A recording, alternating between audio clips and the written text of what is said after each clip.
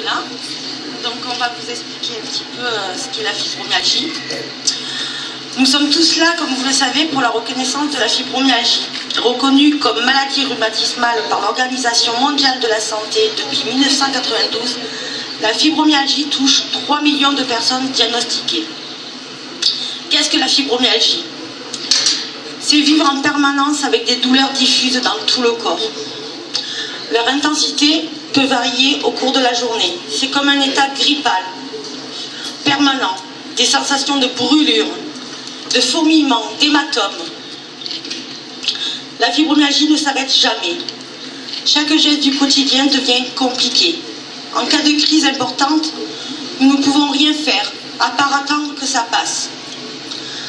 Ce qui gêne la qualité de vie des malades et de leurs proches, parce qu'on a la famille avec. En plus des douleurs, une grande fatigue due à un sommeil très perturbé et non récupérateur est souvent associée à la fibromyalgie. On appelle cela le syndrome de fatigue chronique. C'est donc une vie au ralenti, avec des répercussions sur la vie sociale et professionnelle. Continuer à avoir une activité devient difficile. Cette maladie dite invisible est sournoise. On ne sait jamais de quoi sera fait une journée, si on sera capable de gérer le travail, la maison, enfin tout ce qui est facile et normal quand on est en bonne santé.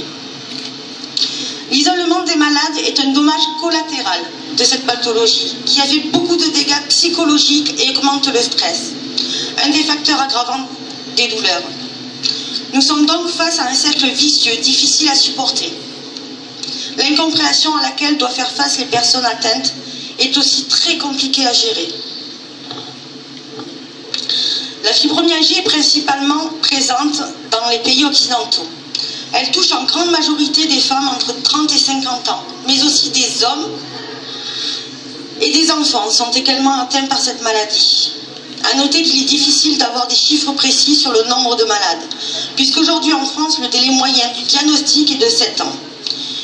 Une errance médicale qui s'explique par le fait que les divers examens ne montrent pas d'anomalie.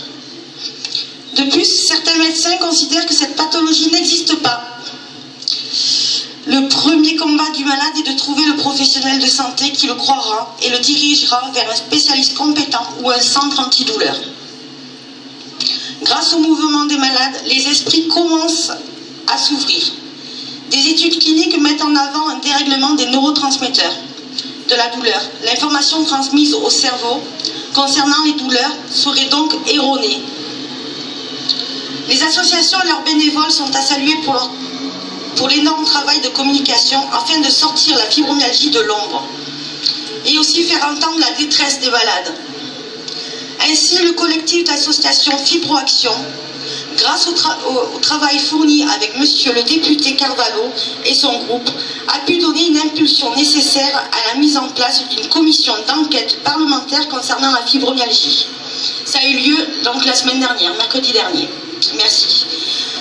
Les patients atteints de fibromyalgie sont confrontés à certaines problématiques. Alors, prise en charge médicale insuffisante et quasi inefficace, faute de traitement adapté, prise en charge sociale inexistante, refus de considération de cette pathologie par les administrations CPAM, MDPH. Cette commission d'enquête parlementaire va permettre de faire un point général sur la situation des personnes atteintes de fibromyalgie en France. Elle n'aura pas pour vocation de remplacer la médecine ou la recherche. Il est à noter qu'une expertise collective de l'Institut national de la santé et de la recherche médicale, donc l'INSERM, est en cours depuis fin 2015 et devrait se poursuivre jusqu'en 2017. Les présidents des diverses associations sont conviés aujourd'hui même à une réunion d'information afin de faire un point sur les avancées de cette expertise. Nos amis et toutes les autres associations sont à Paris aujourd'hui reçus par le ministère de la Santé. Les dispositifs ALD, affection longue durée ou encore 100%, nous est quasiment systématiquement refusé, sauf en cas de polypathologie. L'invalidité, pour ceux d'entre nous qui en ont besoin, est très difficile à obtenir. Certains médecins conseils de la CPAM nous conseillent même de nous mettre en dépression pour pouvoir obtenir gain de cause. Pour certains, la fibromyalgie n'existe tout simplement pas. Il semble que les administrations de notre pays ne savent pas quoi faire de nous. Une situation intolérable face à laquelle beaucoup d'entre nous faisons face.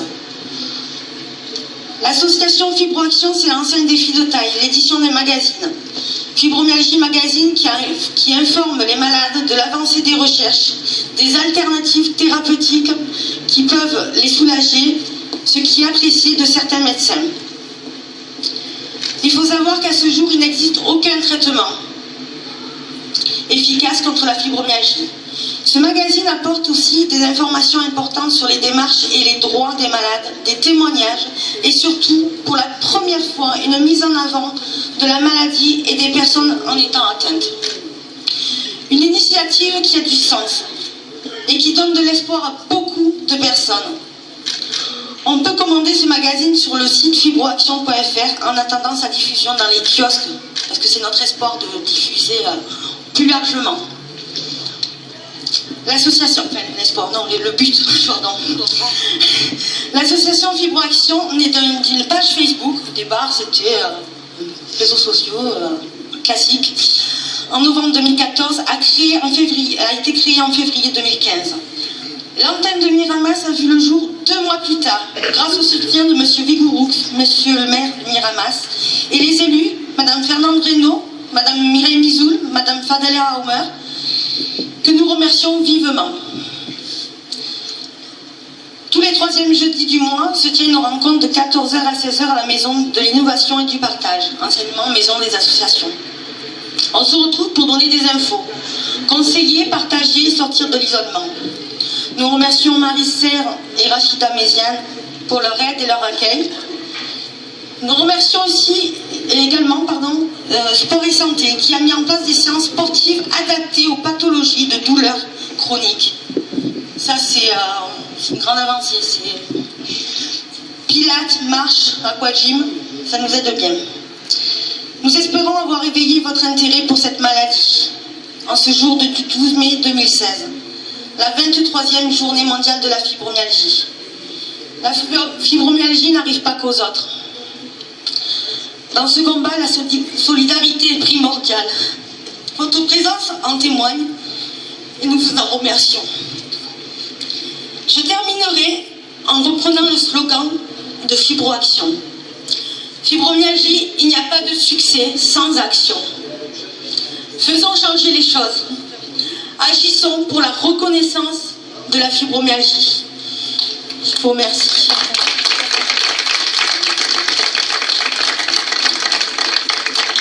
Afin de mieux percevoir ce qu'est la fibromyalgie, là il y a eu beaucoup d'informations.